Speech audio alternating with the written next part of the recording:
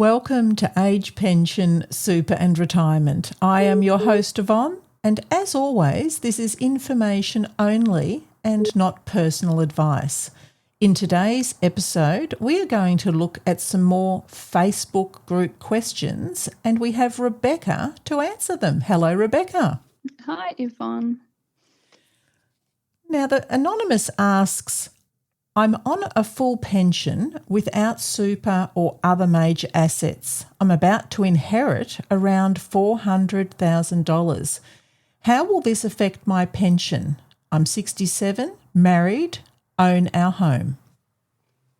Okay, so here we go. So someone's on a full pension and they're about to inherit a large sum of money.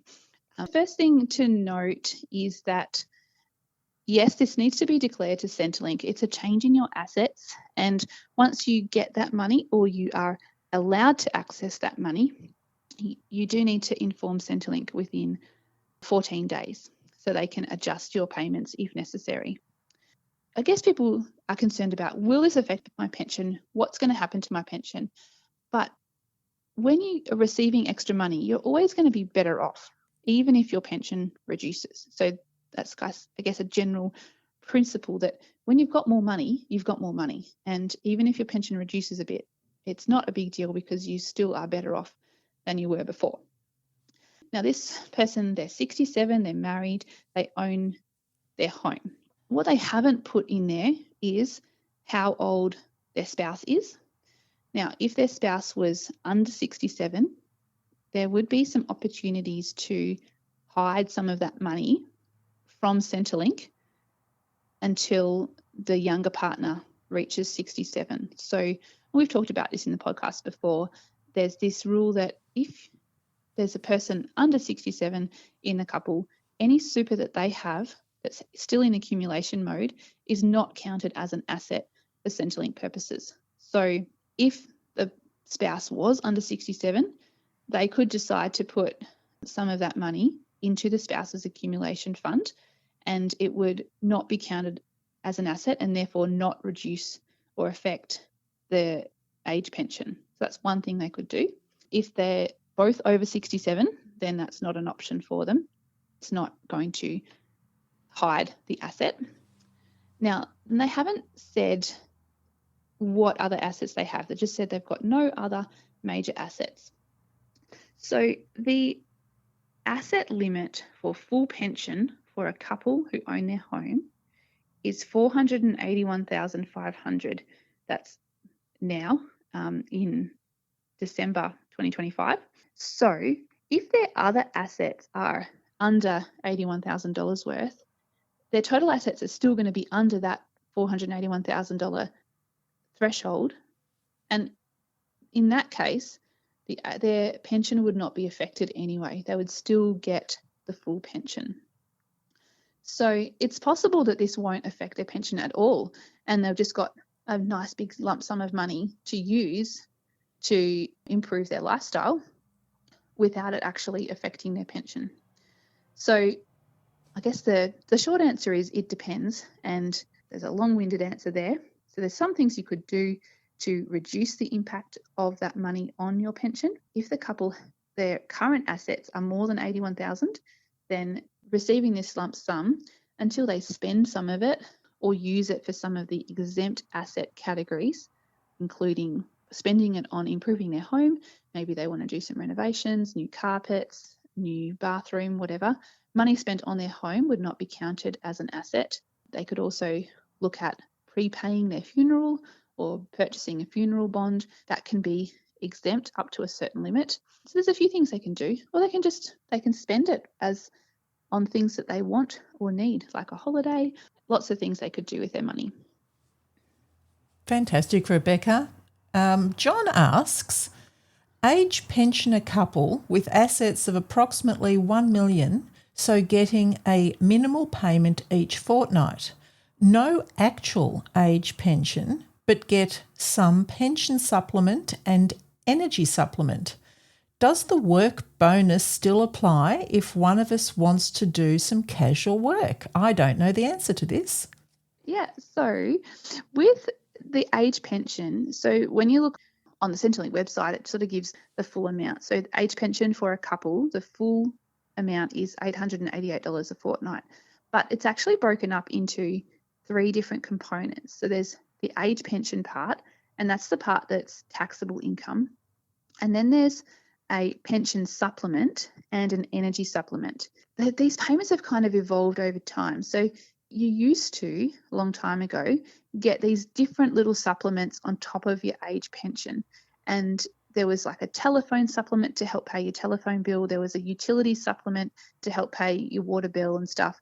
And then when the GST came in, there was a GST supplement. And over time, they've sort of all been rolled into one pension supplement. But then the energy supplement was sort of tacked on later on to that when there was some changes in energy prices. If you look at in your Centrelink account, when you get your age pension, you get an amount called age pension and an amount called pension supplement and an amount called energy supplement. Now, if your assets are high or your income is high, you might not get any part that's actually called age pension. And that's this person's situation. So their assets are so high that they get just a little bit each fortnight, and it's only a bit of the pension supplement and the energy supplement. So how the tapering works is first the assets bring down the age pension amount, and then when the age pension amount reaches 0, it starts to bring down the pension supplement. And then when the pension supplement reaches 0, it starts to bring down the energy supplement, and until you're left with actually nothing. So they are still technically on age pension, even though they don't get anything that's called age pension. So it's a bit confusing, but they are still on the pension. So yes, the work bonus does still apply. Now, we've talked about the work bonus specifically in other episodes, but the work bonus means that you can earn money from working, employment, self-employment, and some of that income is not counted against your pension. There's a certain amount that's offset from assessment. So that still applies to this couple. And the other thing to know about this is because their assets are so high, the assets are $1 million, they would actually need to earn quite a lot of income from work for the income test to hurt their age pension more than their asset test is. So with assets of about 1 million, you're looking at the income itself needing to be over $3,500 a fortnight to further reduce their age pension. So they're kind of, well, you could say they're lucky. They're lucky because they've got their assets and they're able to earn even more income from working before it affects their age pension than somebody who had low assets. So if somebody had no assets at all, then they're on full pension, but any income they get from working, it's going to impact their age pension at a lower income level. So yeah, this person's in a pretty good situation, pretty good position. They've got their assets to use to live off. They've got a little bit of age pension, so they get the pension card to use, and they can also work. And that work income is not likely to impact on their age pension. That's amazing, Rebecca. Thank you so much. Anonymous asks, my husband is on the age pension.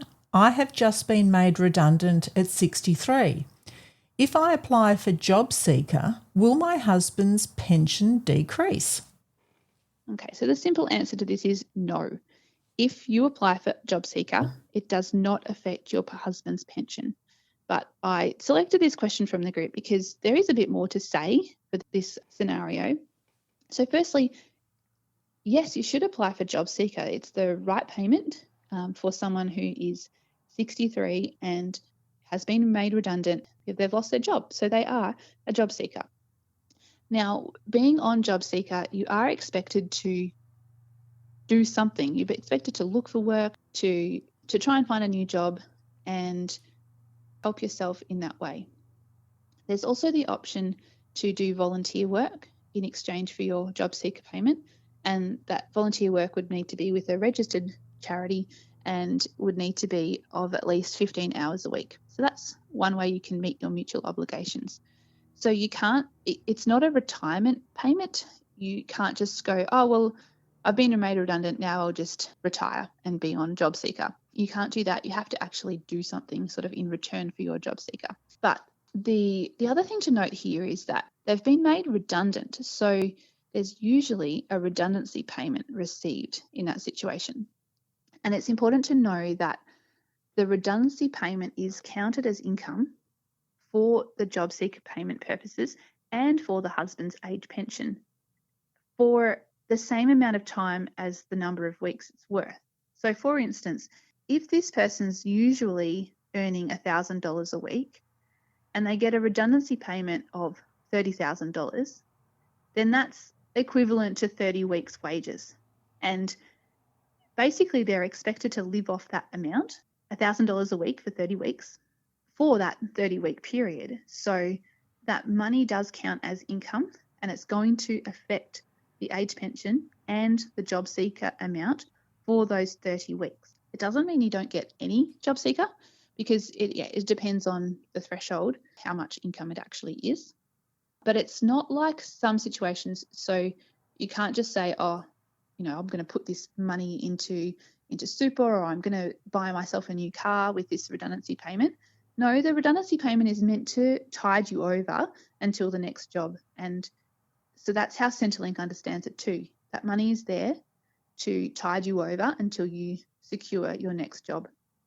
Yeah, basically that. So yes, you should apply for job seeker. It does not affect your husband's pension, but the redundancy payment probably will affect the pension, and will it affect when your job seeker payments start. There's also the liquid asset test for job seeker. This does not apply to age pension, but it does apply to job seeker and student payments and things. So if you have a certain amount of money in the bank, or your husband has that in super, if it's over $11,000, Centrelink do expect you to survive off that money for up to 13 weeks before job seeker payments start.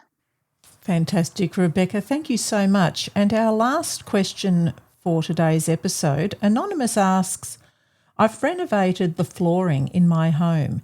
If I take money from superannuation to pay the flooring bill, does this amount get added to my pension for the year? And then I have to pay tax on the total of age pension and the money taken from super. Okay, so I included this question because it shows someone who does not properly understand the rules about super and tax and age pension. And I think this is a common thing, to not understand the rules, and it puts people in a situation where they're scared to use their super because they're worried that they're going to have to pay tax on it, that it's going to affect their age pension, that it's going to land them in hot water. And it's not like that. The rules are a lot more generous than this person thinks. And I would suggest I know Yvonne, you've recorded some episodes with Gail about superannuation, and I'd encourage you guys to listen to those episodes. So Gail is a financial advisor, and she deals with this stuff every day, all day, every day with her clients. And yeah, the superannuation rules, they're a lot more generous than most people kind of think.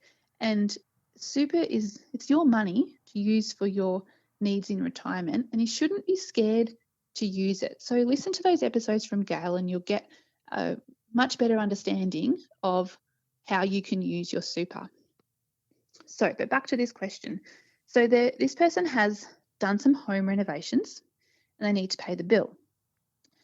If they take money from super, that amount is not considered taxable income. So when you're over 60 in a standard super fund, the money you withdraw is not taxable income. It does not go on your tax return. It's not counted as income at all. So you can take your money from super to pay the bill, and you're not going to pay tax on that money. Now, the other part of the question, do I have to pay tax on the total of age pension and the money from super? So this person's correctly identified that age pension is taxable income. And if you have other taxable income sources during the year, those are added to your age pension and you pay tax on the total amount. But the money from super is not taxable. So this is not something you need to worry about. It's money from taxable sources. So it's things like bank interest, income from employment, interest from term deposits, dividends from shares that are held outside of super. There's those kind of types of income are taxable income and will be added to your age pension on your tax return. And if you think about it, the money you have in super, it's a pool of money that's already your money. And when you're withdrawing from super, it's more like, taking money out of one drawer in a chest of drawers at home and placing it in another drawer. It's already yours. It's all yours. You're just moving it from one place to another. So it's not income in the same way that, going out to a job and earning income is. So there's a long answer to say no, money from super is not taxable income and you don't need to pay tax on it. That's so well explained, Rebecca, and hopefully reassuring to many of our listeners. For our international listeners wishing to join our Facebook group, the code word is Orange, and as always, this has been information and not personal advice. Thank you so very much, Rebecca. You're welcome, Yvonne.